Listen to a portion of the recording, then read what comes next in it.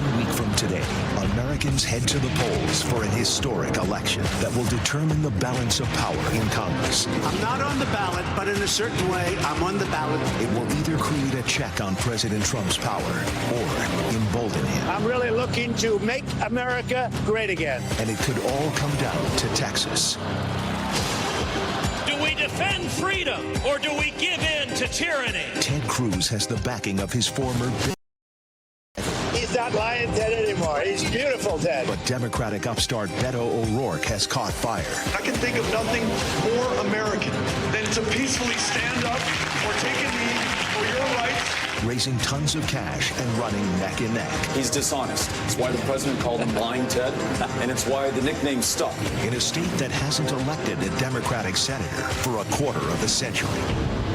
Tonight, the rising star of the party takes center stage. You have inspired me. What are his plans for Texas? The least insured state in the country could take the lead on guaranteed, high-quality, universal health care. Can he pull off an upset in the Lone Star State? We, the people of Texas, are making something extraordinary happen. And is this all a step to a White House run in 2020?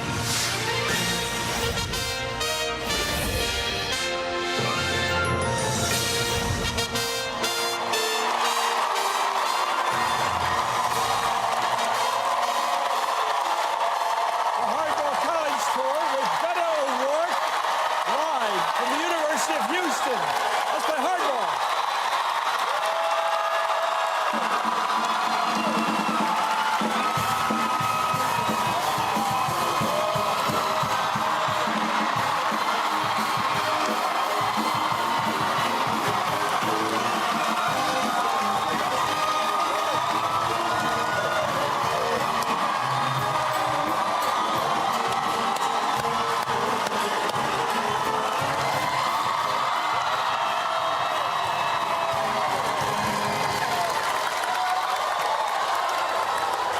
Yo, Beto. how are you? Beto O'Rourke. Yeah.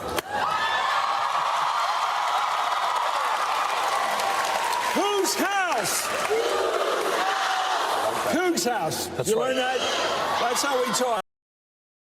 At the University of Houston. I want to get to a lot of things about you, where you come from, how you get your nickname, but let's talk about the news tonight and what's happened this past week. Some people see a connection between the president's rhetoric about invasions and things like that and the horrors of the last week. By the horrors, I mean the bombs being dropped at the media doorstep. I'm talking about 2 African-Americans, guys being shot dead. I'm talking about the attack on that synagogue in Pittsburgh. The atmospherics. How much is this president responsible for those atmospherics?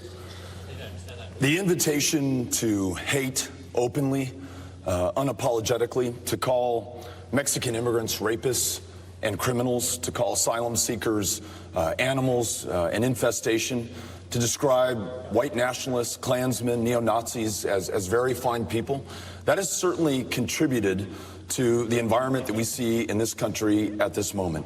The challenge, though, is not to assess blame, but to try to lead by example. That's what I see here in Houston, the most diverse city in the United States of America. That's what I see in the people of Texas. And understanding that our very strength is premised that we are from all over the world, and we've come together here in the greatest nation that the world has ever known. We're going to shine through right now at this moment of division, this moment of polarization, this moment of smallness and pettiness and meanness. We're going to come through with our courage, with our confidence, with our strength. I know that because I've traveled the state. I've been with everyone. That's what Texas wants to do right now. I'm very confident that on November 6th, you're going to see that in action. We've seen leaders during times of great stress in this country and horror and tragedy. Bobby Kennedy, for example, after Dr. King was killed, that night he walked into Indianapolis and he talked to a black community and he appealed to them to understand common humanity and to try to get past this. Do you think if Trump acted like that, the country would be different? Can he act like that? Is he capable of it personally? I don't think he's capable of it, but that doesn't have to limit who we are as a people. We are more than the President of the United States, the current occupant of the White House. I know that from traveling the state and finding Republicans who may have voted for Trump who don't approve of this kind of behavior, this kind of rhetoric that we're seeing nationally. I see people who want to be defined not by our fears, not who we're supposed to be scared of, but by our ambitions, our aspirations, the great things that we still want to do. This idea of walls or banning all people based on their religion, or the press as the enemy of the people, or tearing kids away from their parents at their most vulnerable or desperate moment. That's not us. That's not the United States of America.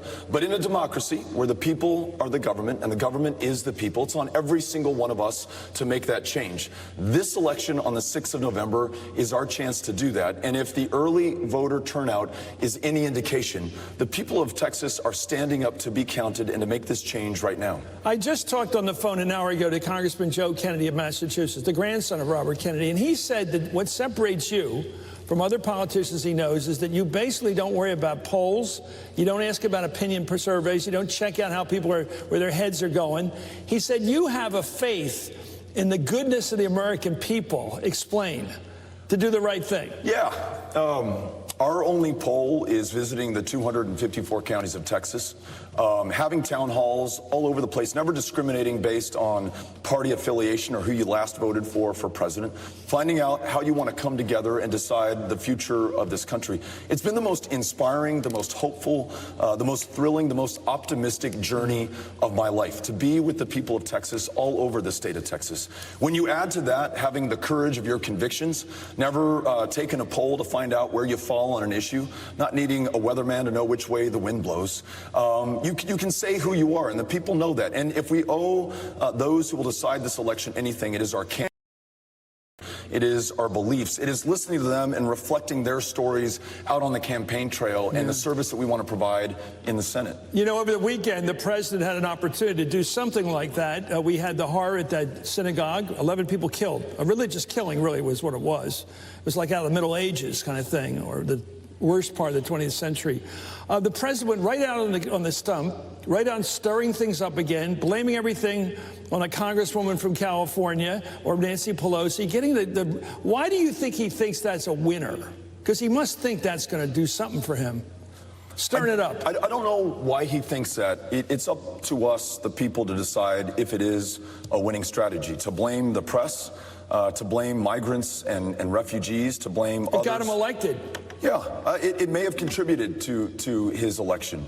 But it's up to us to decide who we are. There's this great line from Harry Truman, that the American people are founded not on fear, but on courage, on imagination, an unstoppable determination to do the job at hand. I think that still describes us. I believe our best days are yet ahead, that we don't have to return to some former greatness. We don't have to literally, physically, through 2,000 miles of walls, separate ourselves from the rest of the world. We don't have to renege on our agreements, on our values, on the alliances that we have fought for and established and secured over the last 80 years. All of that is happening during this administration. That can either define us for the generations to come, or what we choose to do now at this defining midterm election. That might be how we are known for the people of the future, the kids, the grandkids, those kids and grandkids of generations yet unborn who will read about us, the people of 2018, and they'll say, in the face of all this smallness and all this fear and all this paranoia, these people stood up. They were counted. They did the right thing at the moment that history was calling for them.